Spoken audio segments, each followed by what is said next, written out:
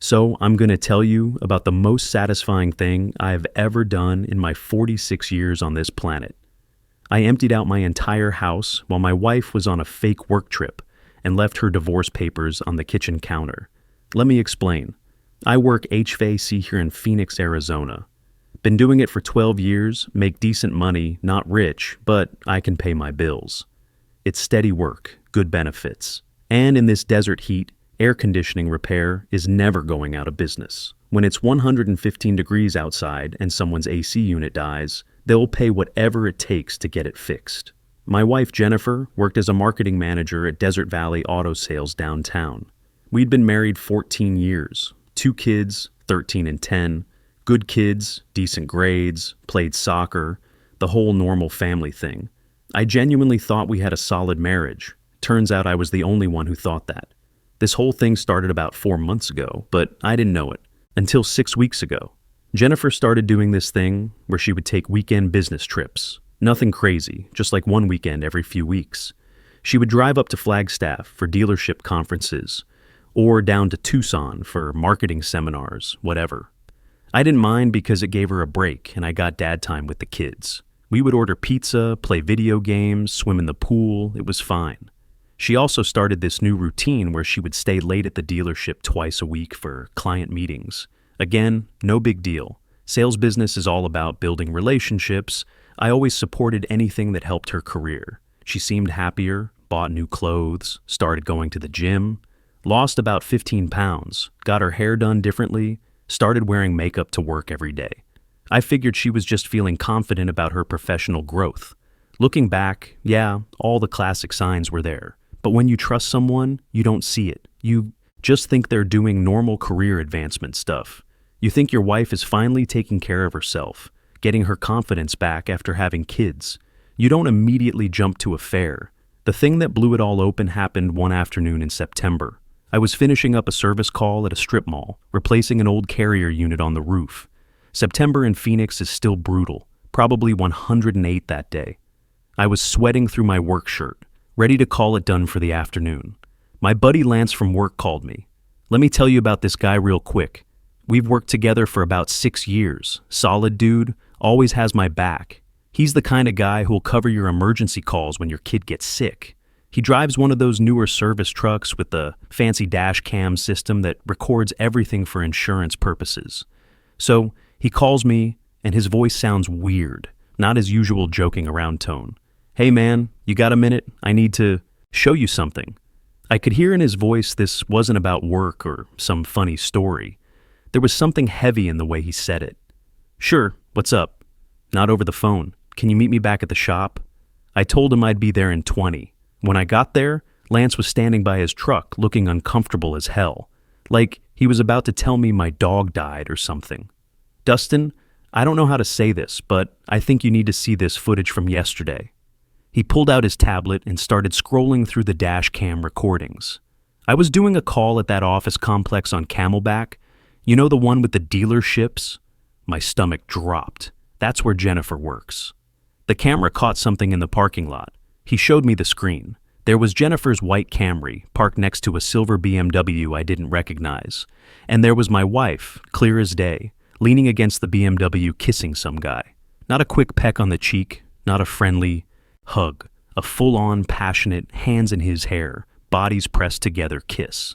The timestamp showed 3:47 p.m. on a Tuesday.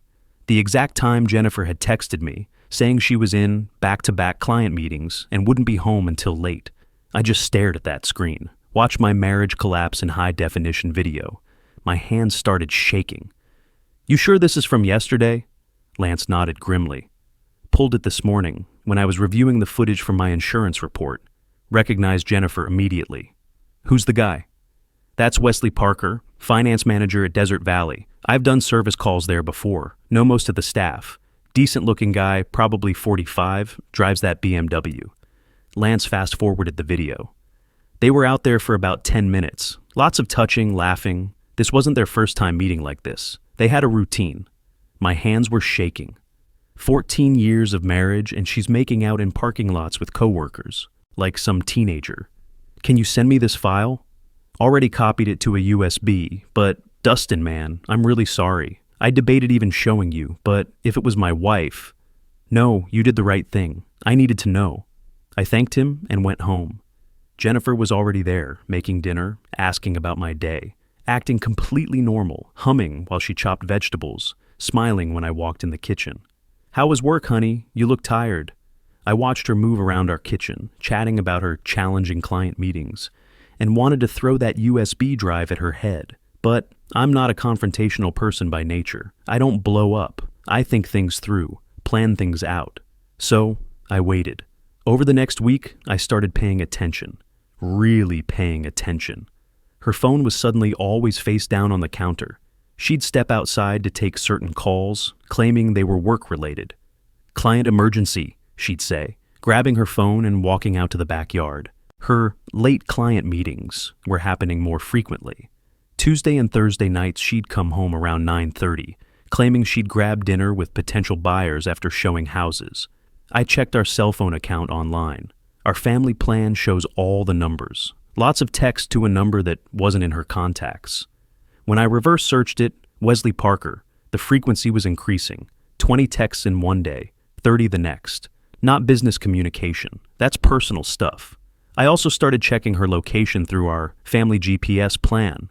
We'd set it up years ago so we could track the kids if they got lost.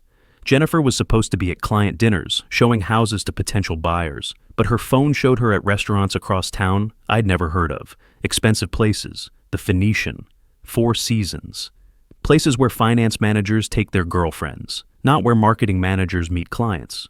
The weekend she announced another Tucson marketing seminar. I did something I'd never done before. I followed her, told her I had emergency service calls Saturday morning, left the house an hour after she did.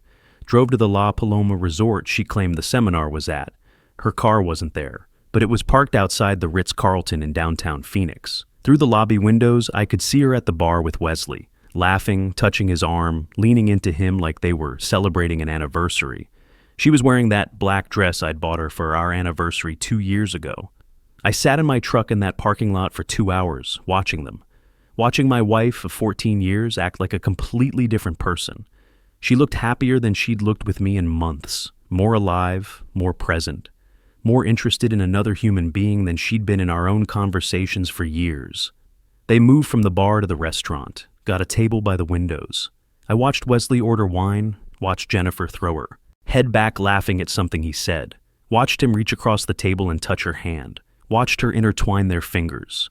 That's when I knew this wasn't some random mistake. This wasn't a moment of weakness or a one-time thing. This was a relationship. They had routines, inside jokes, comfortable intimacy. They'd been doing this for months. She'd been living a double life, planning these encounters, creating elaborate cover stories. I drove home and started planning. First thing Monday morning, I called a divorce attorney, found Troy Martinez online, specialized in family law, had great reviews from other tradesmen who'd gone through divorces. Got a consultation for Wednesday during my lunch break. Sat in his downtown office and laid out everything I knew, showed him the dash cam footage, the location data, the phone records I'd printed out. "Mr. Rodriguez, this is pretty comprehensive evidence," he said, reviewing the USB and documents. Arizona is a no-fault, divorce state, so adultery won't affect property division much.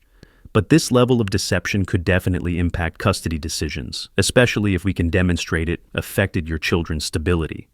I told him I wanted primary custody and I wanted her out of my house. He explained Arizona's custody laws favor the parent who can provide consistency and stability. With my steady HVAC job, 12-year employment history, and her likely job complications from a workplace affair, I had a strong case. How long to get paperwork ready?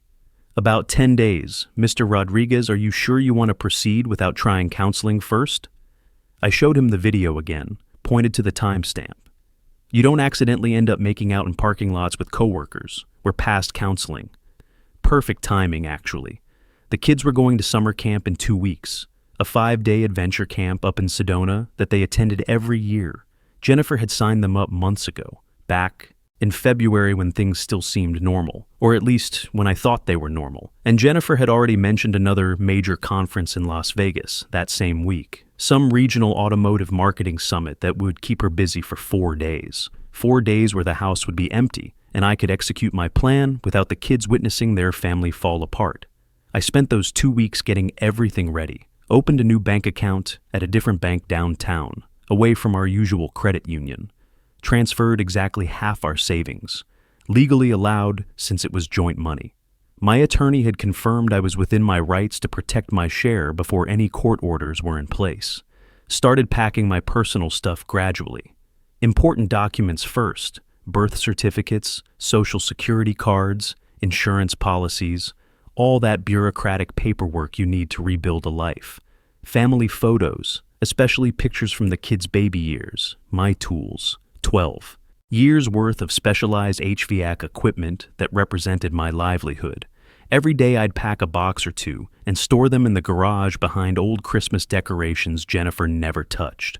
I also started apartment hunting, spent lunch breaks driving around looking at places, found a decent 3-bedroom townhouse in Tempe, about 20 minutes from our house, had a small pool for the kids, good schools nearby, quiet neighborhood.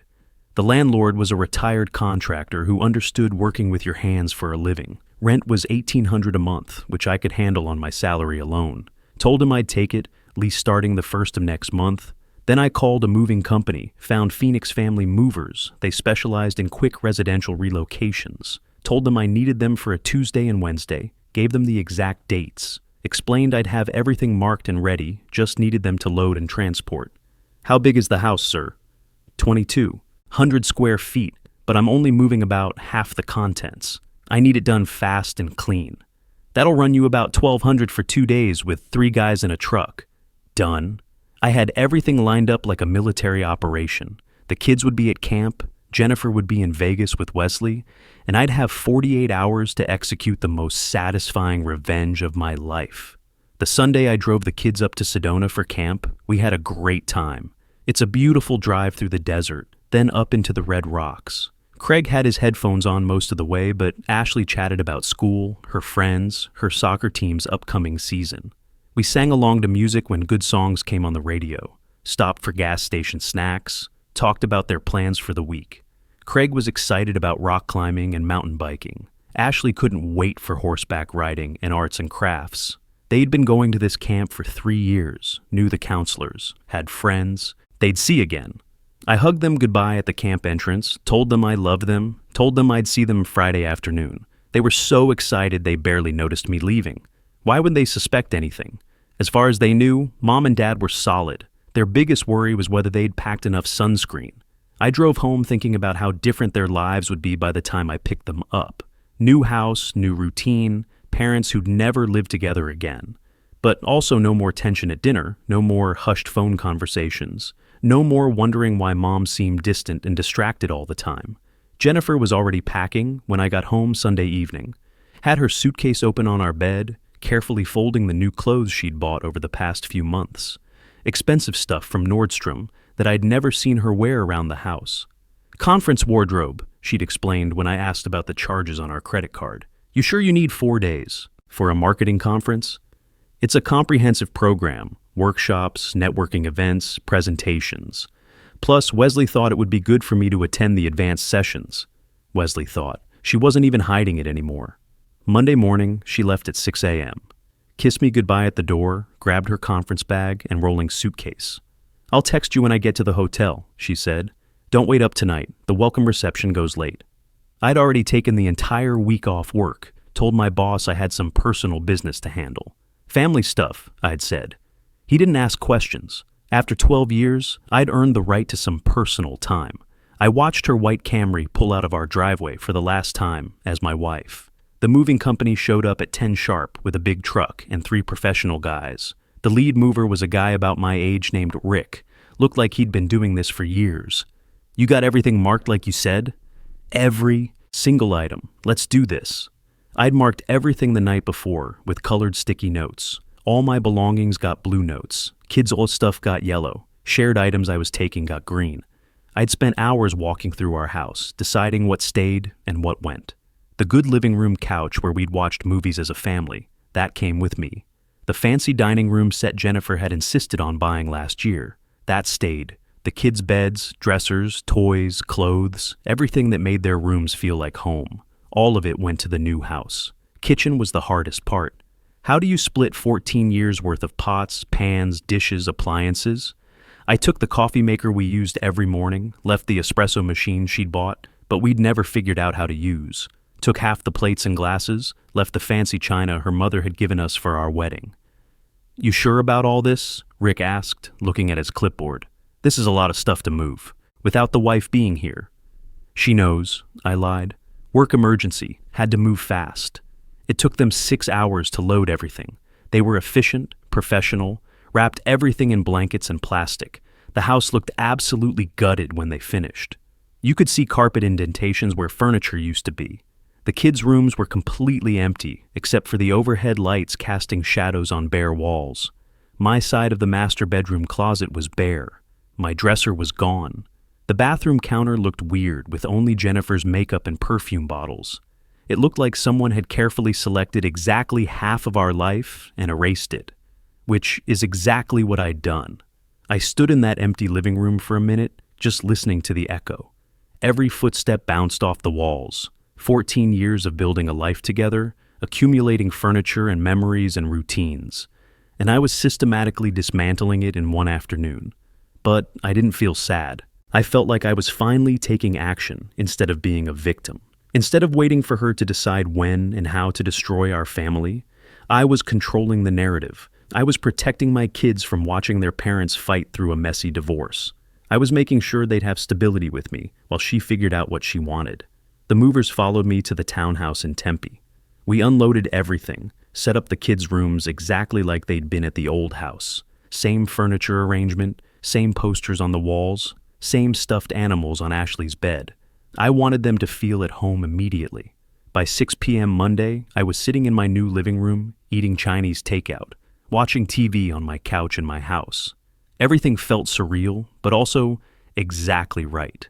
Tuesday morning, I drove back to the old house one last time, walked through those empty rooms with the divorce papers in my hand.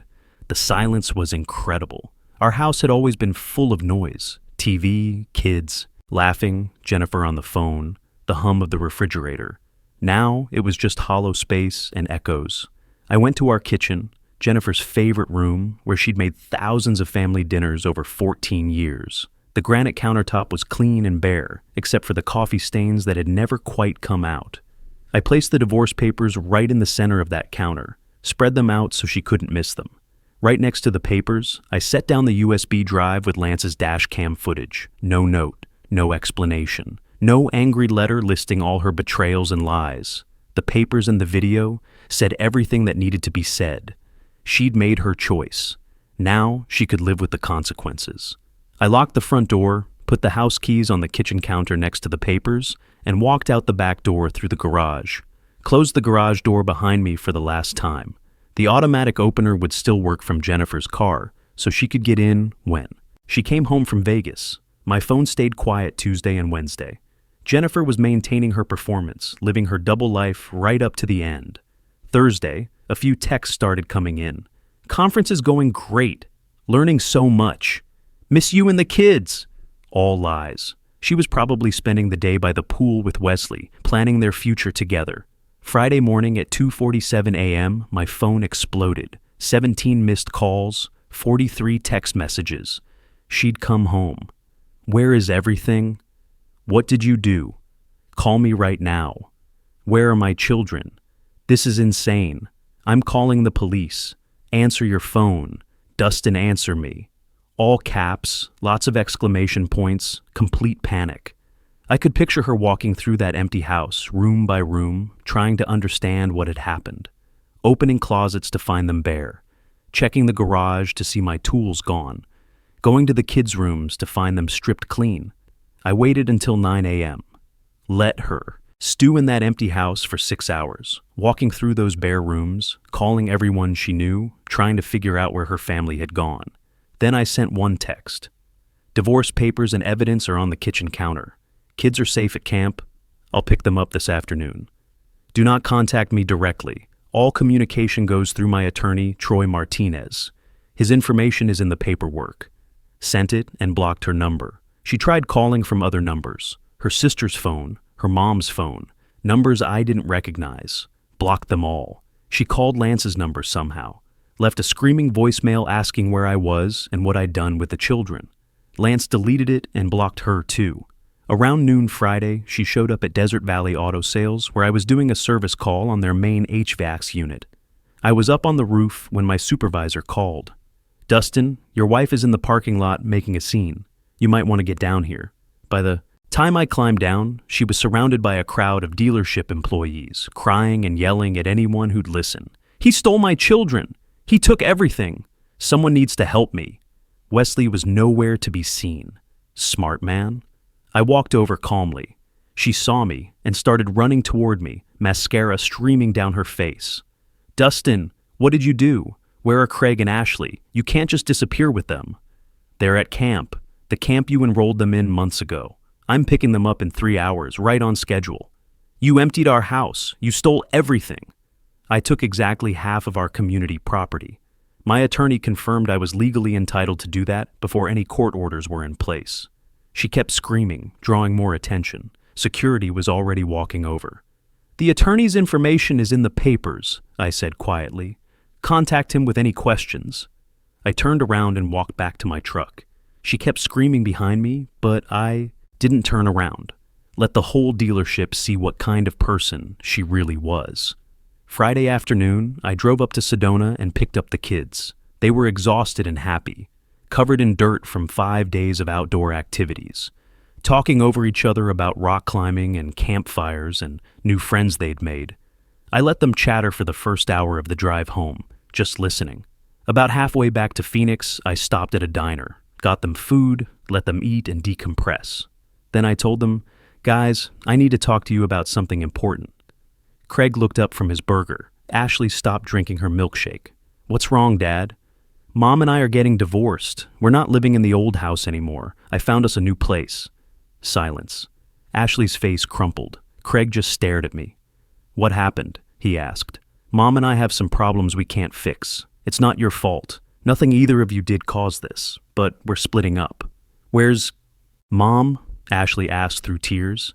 "She's at the old house. You'll still see her regularly, I promise. But you're living with me now."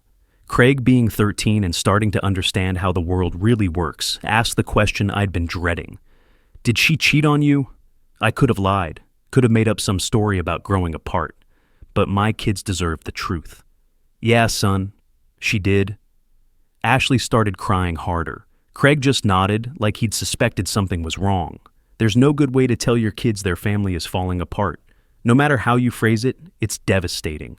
I told them I loved them, that everything would be okay, that we'd figure it out together, that none of this was their fault, that sometimes adults make mistakes that hurt everyone around them. We drove the rest of the way to Tempe in relative quiet. When we pulled into the townhouse driveway and the kids saw their familiar furniture through the windows, that helped a little. Ashley perked up when she saw her soccer trophies on the shelf in her new room. Craig seemed relieved to find his PlayStation set up exactly like it had been at the old house. "It's smaller," Ashley observed. "But it feels safer," Craig added, which broke my heart and made me proud at the same time. Jennifer called that evening. I let the kids talk to her, supervised the conversation from the kitchen. Lots of crying, lots of apologies, lots of promises that everything would work out somehow. She wanted to come over. I told her through the kids that we'd arrange something later, but not tonight. They needed time to process. The divorce took 8 months to finalize. Jennifer fought hard for primary custody, claiming I'd manipulated and kidnapped the children. Her attorney tried to paint me as controlling and vindictive, someone who'd destroyed a family over a minor indiscretion. My attorney, Troy Martinez, destroyed that narrative with facts. The children were at their regular summer camp, enrolled by Jennifer months in advance. I picked them up exactly on schedule. Nothing illegal about removing my own property before any court orders existed. And Wesley Parker's name was all over our credit card statements. Expensive dinners, weekend hotels, gifts that Jennifer certainly hadn't given to me. Then we presented the dashcam evidence. High-definition video doesn't lie. The timestamp proved Jennifer was meeting Wesley when she claimed to be in business meetings. Her affair wasn't a minor indiscretion. It was a calculated deception that had been going on for months. The judge awarded me 60-40 custody. Jennifer got every other weekend plus 1 evening per week for dinner. Arizona courts prioritize stability, and I could demonstrate that better than someone who'd lost her job at the dealership due to workplace relationship drama. We had to sell the old house and split the proceeds. That hurt because the kids had loved that place, had grown up there. But neither of us could afford the mortgage alone on single incomes. I used my half to buy the townhouse outright, smaller than the old place, but it's ours. No mortgage payments, no memories of Jennifer in every room. The kids adjusted better than I'd expected. Took about 6 months before things felt truly normal again. They did some counseling with a family therapist who specialized in divorce transitions. That helped them understand that their parents' problems weren't their responsibility to fix. Craig struggled with anger toward his mother for a while. He's old enough to understand what really happened, old enough to feel betrayed by her lies. Ashley just wanted everyone to be happy again, kept asking when Mom and Dad would stop being mad at each other. But they're thriving now. Craig made varsity soccer as a freshman, something that probably wouldn't have happened if we'd stayed in our old school district.